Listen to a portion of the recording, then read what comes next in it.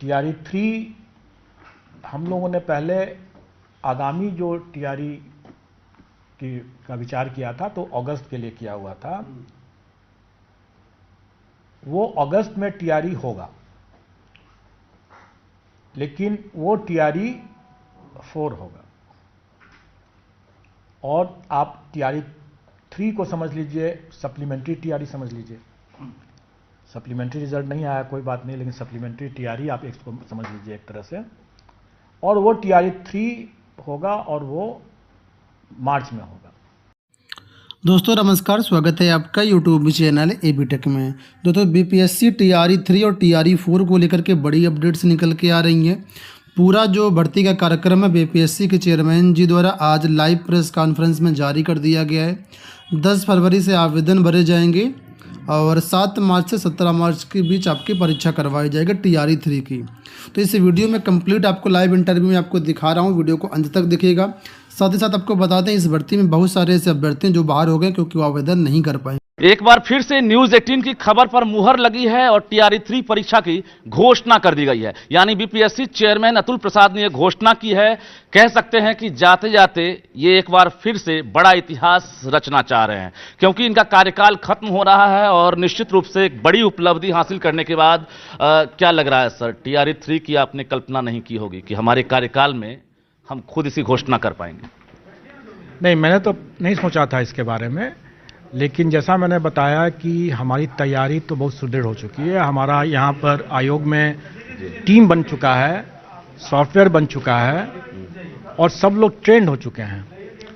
अब हम लोग कोई भी चुनौती को सामना करने के लिए तैयार हैं। इसलिए टीआरई 3 हो, टीआरई 4 हो, 5 हो जी, या और भी कोई परीक्षा हो। आज भी हमारे यहाँ इंटरव्यू चल रहा है स्वास्थ्य विभाग का स्पेशलिस्ट का, और जैसे जैसे इंटरव्यू खत्म होते जाएगा हम उसका भी परीक्षाफल घोषित करके ही जाएंगे। कैलेंडर की तारीख बदल गई। अगस्त की वजह जो है अब मार्च में परीक्षा में ली जाएगी, तो एक बड़ा अचीवमेंट आयोग के लिए भी होगा और बड़ी चुनौती सरकार के लिए भी होगी। आयोग के लिए तो चुनौती है, लेकिन जैसे मैंने बताया कि अब हम लोग पूरी तैयार हैं। हम लोग कोई भी चुनौती होगा हम लोग उसको फेस करेंगे। जी, सवाल ये है कि जिस प्रकार से डोमिसाइल को लेकर पिछले बार भी सवाल उठा था, इस बार क्या टीआरई 3 में डोमिसाइल लागू हो रहा है, ये जानकारी ली गई? देखिए, कोई भी नीतिगत निर्णय जो है वो सरकार लेगी।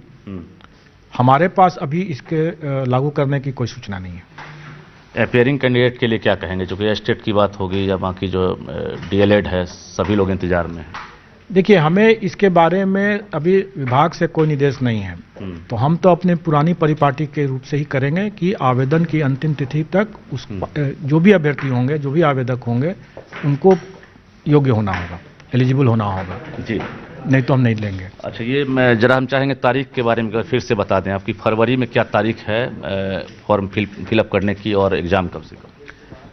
अभी हम लोगों ने जो तय किया है उसके हिसाब से 10 फरवरी से 23 फरवरी तक आवेदन आमंत्रित किया जाएगा और 7 मार्च से 17 मार्च तक परीक्षा होगी। बिल्कुल, पिछले बार भी एक रिकॉर्ड आपने बनाया था रिजल्ट असमय जारी करके। इसलिए हम कह रहे हैं क्योंकि एक सप्ताह 10 दिन में अगर रिजल्ट जारी हो जाए इतनी बड़ी संख्या में अभ्यर्थियों के शामिल होने के बाद, इस बार क्या रिकॉर्ड ब्रेक करेंगे फिर? हाँ, लगता तो है हम लोग कर सकते हैं। होली है। देखिए, कोई भी चीज़ जो होता है उसके लिए प्रॉपर प्लानिंग और होमवर्क की ज़रूरत होती है जी, और वो हम लोगों ने कर रखा है और हमें उम्मीद है कि टीआरई 3 के समय में भी हम लोग इसको पहले से करके रखेंगे जी। इसलिए मेरा मानना है कि परीक्षा समाप्त होने के 15 दिन के अंदर में हम लोग रिजल्ट दे सकते हैं जी। तो प्रथम परीक्षा अगर 7 तारीख को है तो 22 के आसपास में हम लोग दे सकते हैं। क्वेश्चन का लेवल क्या होगा? चूंकि आपने कट ऑफ की बात की तो आपने कहा कि अभ्यर्थी जो होते हैं कट ऑफ खुद उन पर निर्भर करता है कि कितना जाएगा। इस बार क्या कहेंगे, क्या अंदाजा है आपका कि अभ्यर्थियों की संख्या, कट ऑफ या फिर क्वेश्चन का लेवल? अभी तो मैं कुछ भी नहीं कह सकता हूं उसके बारे में, क्योंकि कट ऑफ, बेशक कट ऑफ जो है वो अभ्यर्थी के प्रदर्शन पर और हमारे क्वेश्चन के जो स्तर है उस पर निर्भर करेगा और अभी दोनों ही चीज अननोन है, इसलिए मैं इस विवाद में नहीं कर सकता हूं कुछ भी। ये तो सर जानकारी मिल गई होगी कितनी संख्या में वैकेंसी आ रही है? नहीं, अभी हमें इसकी सूचना नहीं है।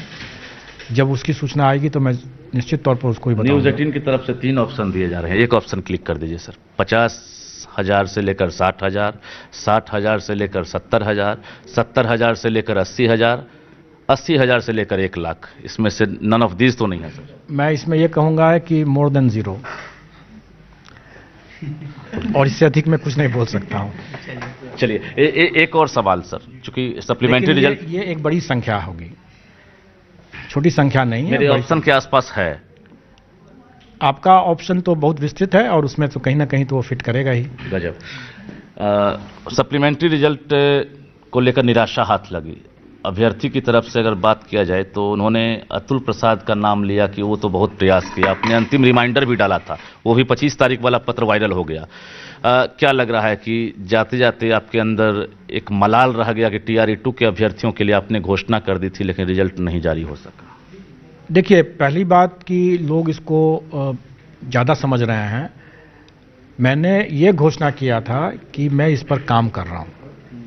मैंने ये नहीं घोषणा किया था कि किस तारीख को निकाल रहे हैं, किसका निकाल रहे हैं, कितनी संख्या में निकाल रहे हैं, ऐसी कोई घोषणा मैंने नहीं किया था। और दूसरी बात कि ये जो मैंने घोषणा किया कि मैं इस पर काम कर रहा हूँ, वो उस समय सभी तीनों विभागों के द्वारा लिखित में सप्लीमेंट्री रिजल्ट के लिए अनुरोध किया हुआ था। उसके बेसिस पर मैंने ये बातें किया था। अब उसके बाद शिक्षा विभाग ने किन कारणों से उसको विड्रॉ किया वो तो मैं नहीं जानता हूँ, और अगर मेरा उसमें कोई व्यक्तिगत अगर मतांतर अगर हो भी अगर उस पॉइंट पर, लेकिन एक संस्था के रूप में मैं शिक्षा विभाग के क्षेत्राधिकार में नहीं जा सकता हूं और न ही वो मेरे क्षेत्राधिकार में प्रवेश कर सकते हैं। तो इसलिए हम लोग इसमें एक साथ हैं, और शिक्षा विभाग ने जब सप्लीमेंट्री के मना किया रिजल्ट के लिए तो मैं उसके लिए भी तैयार हूं, और शिक्षा विभाग ने जब अध्याचना किया कि मुझे एक एग्ज़ाम ही करा दीजिए आप TRE 3 का, तो मैं उसके लिए भी तैयार हूं। ये 12th पास जो है मूवी उस टाइप की हालत हो गई कि अब जो है सप्लीमेंट्री का आया नहीं, TRE 3 में हम देंगे तो क्या भरोसा कट ऑफ हाई जाएगा, हम फेल कर जाएंगे। उनसे क्या कहना चाहेंगे सर? अभ्यर्थियों से तो मैं हमेशा यही कहूंगा कि आप कट ऑफ के विवाद में बिल्कुल ना पड़ें। कट ऑफ का निर्धारण किसी एक अभ्यर्थी पर निर्भर नहीं करता है। हम कितना भी अच्छा पढ़ाई कर लें, लेकिन हमसे भी ज़्यादा अच्छा पढ़ाई करने वाले लोग हो सकते हैं। इसलिए हम उस विवाद पर ध्यान न दें, हमें अपना काम करना है। हम एक स्टूडेंट हैं, एक कैंडिडेट हैं, तो हमें पढ़ाई करना है, हम पढ़ाई करें और अपना बेस्ट परफॉर्मेंस करने का प्रयास करें एग्जाम में। आत्मसंतोष। तो अभी आपने सुना न्यूज 18 के संवाददाता रजनीश कुमार जी को BPSC चेयरमैन जी से वार्ता करते हुए। उन्होंने साफ तौर पर कहा कि यहाँ पर अपियरिंग वाले छात्रों को फिलहाल अभी मौका नहीं मिलेगा, अगर शिक्षा विभाग की तरफ से कोई आदेश आएगा तो मौका मिलेगा। कहने का मतलब जो DLED अपियरिंग में है या BEd अपियरिंग में है उनको मौका दिए जाने की उम्मीद नहीं है, और एस्टेड सीटेड अपियरिंग वालों को भी उम्मीद नहीं है। हालांकि आपका अगर आवेदन करने की लास्ट डेट के पहले रिजल्ट डिक्लेयर हो जाता है तो आप एलिजिबल रहेंगे, अदरवाइज कोई भी चांस नहीं है। रही बात डोमिसाइल नीति की, तो फिलहाल वो लागू नहीं होगा। जैसे अभी TRE 1 TRE 2 आए, सेम उसी तरीके से आगे भी भर्ती करवाई जाएगी। तो उम्मीद करेंगे वीडियो आपको पसंद आया होगा। इसी तरह के अपडेट्स के लिए चैनल को सब्सक्राइब कर लीजिएगा, क्योंकि हमारे चैनल पर शिक्षक भर्ती का हर अपडेट आपको ऑथेंटिक रूप से मिलेगी। इस वीडियो में इतना ही, धन्यवाद।